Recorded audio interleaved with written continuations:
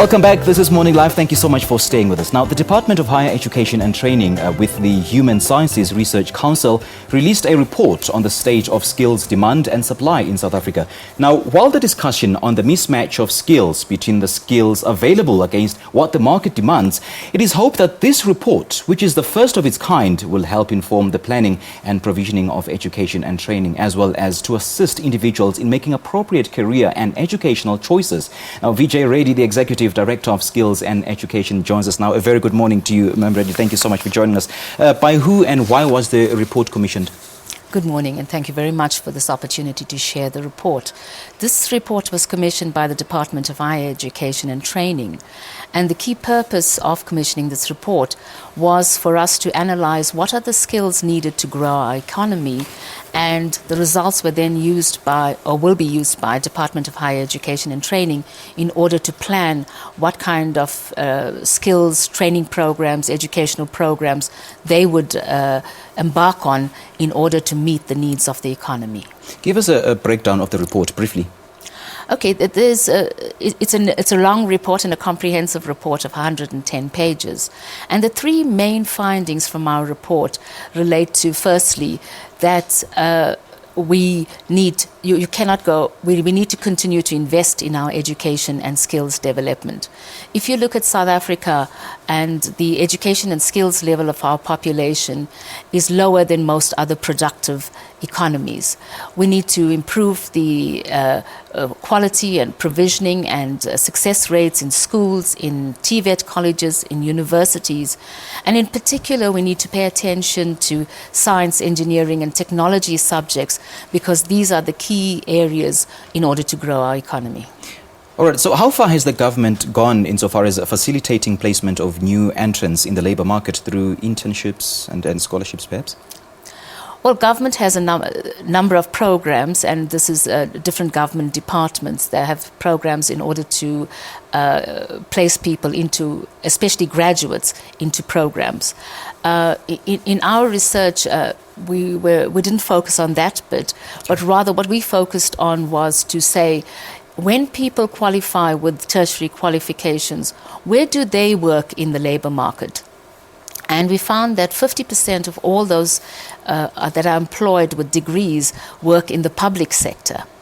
50% of degreed people and 25% in financial services. Okay. So there's a concern in that those with degrees choose to work in the public sector and are not choosing jobs in the private sector and in the economy. And similarly, when we looked at those with engineering qualifications, and we have about 180,000 people in the labour market with engineering degrees, and 31% of them worked in the financial services sector, okay, and only 25% or so in manufacturing.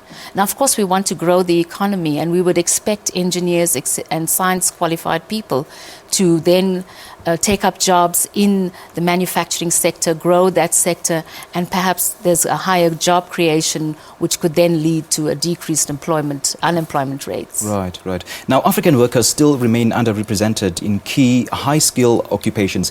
Any chance that there could be a change in this current status quo? Yes, in the report, we analyzed the growth of the those enrolled and graduating from the university and TVET sector. Mm-hmm. And we find in our analysis from 2010 to 2014 that the African population enrollments have been increasing each year, and that's a good thing. Similarly with the graduations. But other research of ours has shown that once people graduate, it's more likely that African graduates work in the public sector and not in the private sector economy. So we are concerned about why there is a lack of absorption of African graduates in the private sector, and the key area of work seems to be in the public sector. So yes, it continues to be a concern, and more research to be done on what is the view of the labour market. Right. And maybe I can just add that with regard to women as well, that while there's been an expansion of enrollments and graduations of women from the universities, they still seem to be in more what we would call the softer subjects and not the technical, hard science subjects. And so there needs to be policy reform around that for gender representativity as well.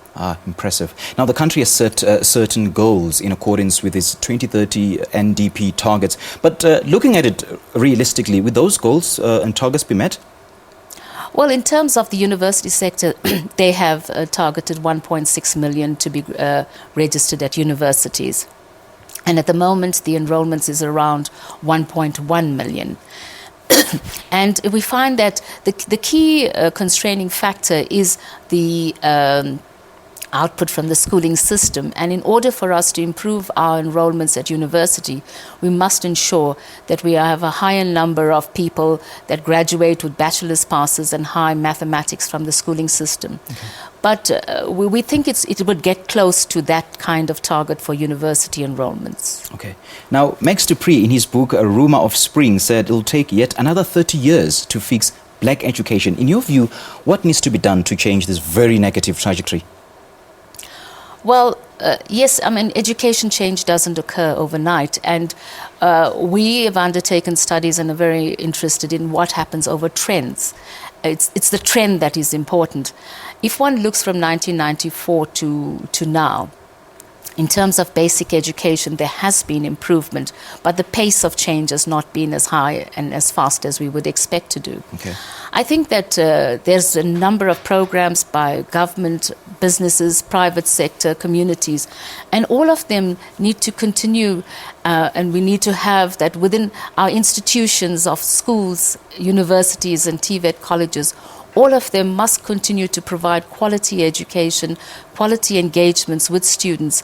And it is the concerted efforts of both the schooling system and the home that will give us the better educational outcomes. All right, absolutely. Well, Vijay, thank you so much for joining us. Thank you. Great chatting to you.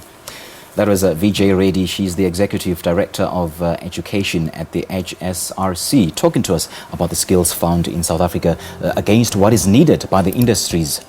And we thank her for her time. We'll take a short break.